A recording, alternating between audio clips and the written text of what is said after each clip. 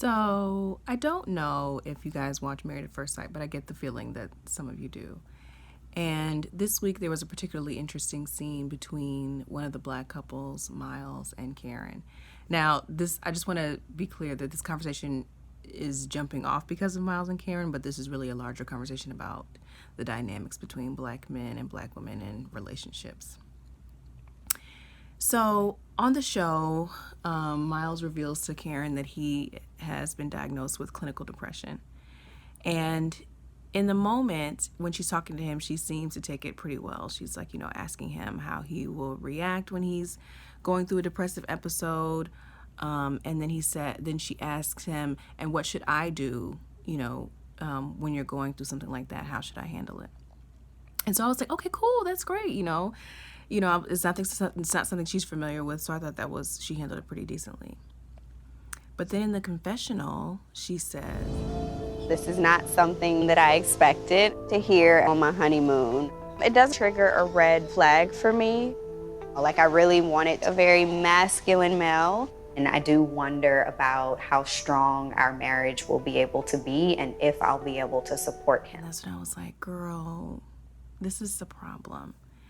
Because here you have this man who opened up to you, told you something, was very vulnerable, told you something very intimate, and she turned it around to somehow mean that he wasn't masculine.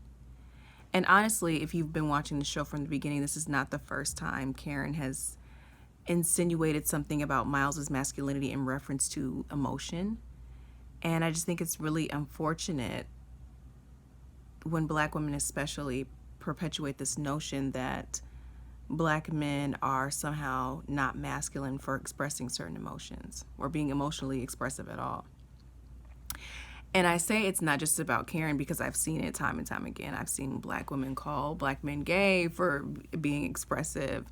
I've seen, it be deemed as corny or whack or, soft, whatever. But I want y'all to know, being with a man who is not emotionally intelligent, not able to express his emotions, is really not the move. My dating experience has been so limited.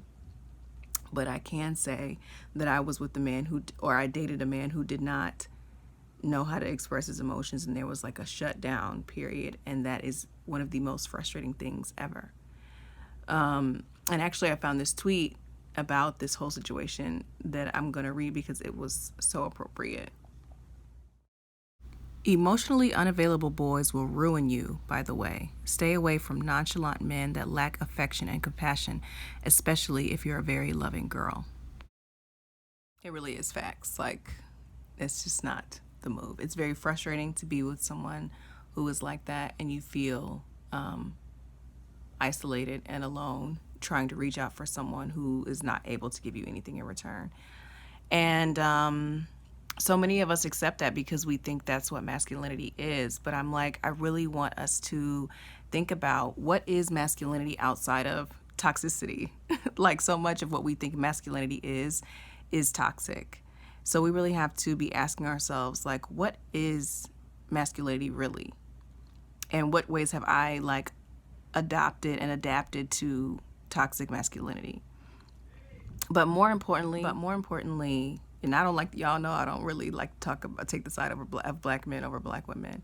But I really feel like the issue with Karen was so a lot of us, all of us, honestly, because we've all had to unlearn some things.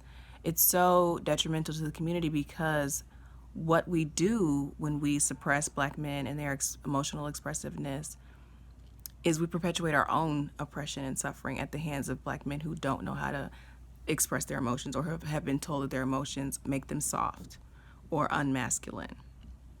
So y'all, we just gotta do better, honestly.